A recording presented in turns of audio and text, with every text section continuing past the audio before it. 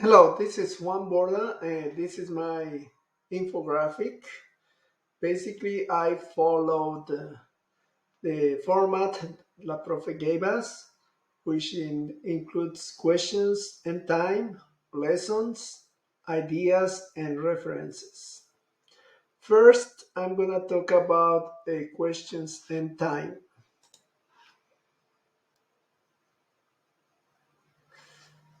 Basically, I will describe some of the experiences and approaches I used during the sessions.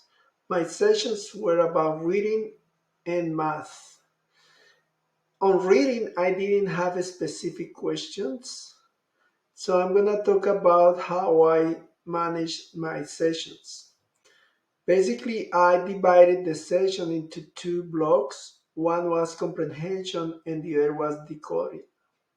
For comprehension, I concentrate on vocabulary development, main idea, and sequencing. For decoding, I concentrated on pronunciation, grammar, and phrasing. Phrasing was especially important because the kids who I work with were at fifth grade, so they need a lot of comprehension and decoding. The way I developed my sessions was that I was able to share my screen. I have access to the Denton ISD books. They have a beautiful library in Spanish, benchmark library. So basically, I talk to my kids when I start the sessions and I let them choose books. I gave them a couple of choices, 2 to 3 books, and I try to choose relevant literature to make personal connections, books that identify with them. We talk about vocabulary, we talk about main idea, and at the end of each session, we went through the sequencing. The kids sometimes read, I model how to read, then they read, and I had one session for a child who was an English speaker who was learning Spanish. So I will explain that later on. Mathematics was more. The kids came out with questions, but the questions were already set up by the teachers, and they need just support with the homework. Unfortunately, some of the topics were I wasn't familiar with the topics. That happened one time, so I wasn't able to help that child. But the other sessions, I just knew the topics, and we were able to share the the worksheets through the internet. Uh, well, moving to time, I spent 21 hours. My sessions were about from 35 to 45 minutes. I attended 9 calls between 4 p.m. and 6 p.m. on Wednesdays. Sometimes the session extend a little bit. If we didn't have kids, well, we just close at 6. But if I was working with that one kid, I just extend the lesson and try to close the lesson regardless of the time. Now I'm gonna talk about the lessons. For this section, I just try to attach the theory that we covered during the class, some of the main concepts with the practice with the hotline. And I the lesson was I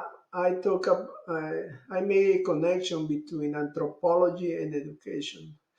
And one of the relevant things, according to McDermott and Raleigh, was the concept that anthropology of education looks for uh, opportunities to generate justice in teaching, and equality and equity on the kid side. So basically, how can we target that need with the hotline? Um, the academic support after school is a good connection. Those kids, especially immigrant kids and second language learners or emerging bilinguals, need support at home with the homework, even in Spanish. My sessions were in Spanish, most of them. Um, the linguistic support basically is the kids were able to connect uh, school to home through the hotline. So, and we provide linguistic support to the needs of the kids. So we try to balance and make a more justice education or and the one-to-one instructional practice. So that's a key component because we target the needs, the specific needs of the student or students. Eh,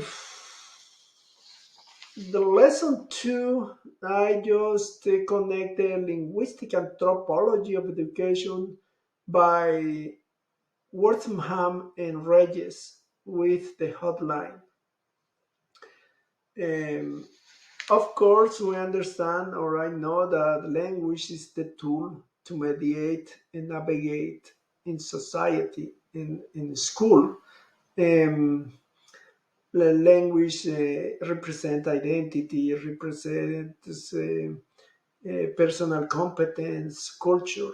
So basically, language is a key factor in the development of those kids.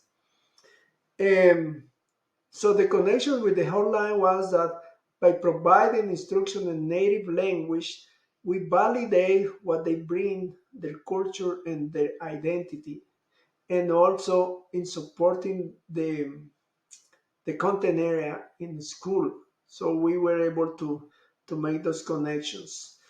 Um, since some of the kids need English instruction, so basically English as a second language strategies were used eventually. And also, I through the hotline, I just validate the translanguage pedagogy, which validates the linguistic repertoire of those uh, bilingual kids and biliterate who are building their biliteracy. And then the last lesson that I target was the culturally relevant pedagogy by following the article. I am here for the hard reset post-pandemic pedagogy to preserve our culture by Ladin's Billings. I love that article because it's clear. And out of this article, uh, what I what I got was that the kids need to get the academic achievement at school, the cultural competence, and the critical consciousness. Um, the hotline supports academic of school by making the connection between school and home. The kids get the support that they need at home, so they are successful. They become successful students when they go back to school, and that's a key point that we need to validate and value from the hotline homework. And another thing that I was able to achieve during the lessons was the personal and cultural connections. I mentioned before that I try to select authentic Hispanic materials. And of course, I did my tutoring in Spanish, so basically I was able to connect their needs, not only their academic needs, but also their cultural needs. Since we were talking about regions out of in all Latin America, Mexico, and Latin America, some books were the setting was in Mexico, others were in Peru. So that's important to create those cultural attachments. and personal attachments between the literature and their experience. And also, one thing that I believe we need to improve is the critical consciousness, how the kids are gonna respond to text. Well, I'm gonna move to the ideas. The first idea, and that attached to my first lesson is, which is about anthropology and education, is that mentors need some guidance in second language acquisition practices.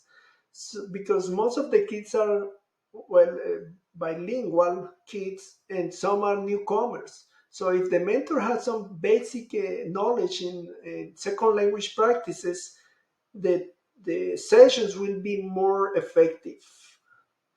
Also, I believe that we need some background, some information from the students, who who they are, or some basic information, so we can create um, some cultural connections, and that just overlaps with the second idea, which is cultural differences of teaching and learning. If we have a way to know where the kids come from, or what are their goals, their identities, their dreams, or how they live, or where, basically we can integrate that little knowledge, that little background into the instruction, and then instruction will be more relevant for the kids. Um, and also, we can, as I mentioned there, we can explore opportunities to develop the students' interests, not only by helping them with the homework or the math, but also by making connections through the homework.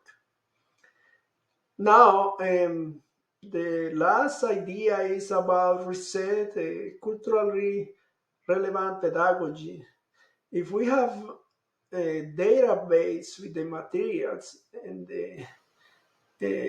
that we can just refer to, instruction will be more meaningful, culturally meaningful.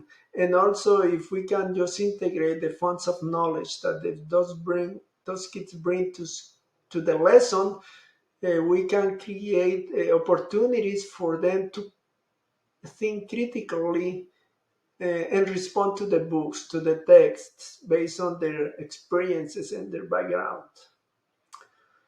Now, to close, we have the references. As I mentioned before, I follow the ethnography of schooling, right large. I follow the linguistic anthropology of education, and I follow the article by Latson Village Gloria. Well, in general, that this was a great experience. I believe the program has a future. The need is there. The technology is there, and I say this was a great opportunity to serve to my community. And well, I hope I can continue to be at, collaborating to the program, and it was a great experience, and I, again, that program can grow and impact more students, not only Hispanics but minority students who need some that support. Okay, thank you.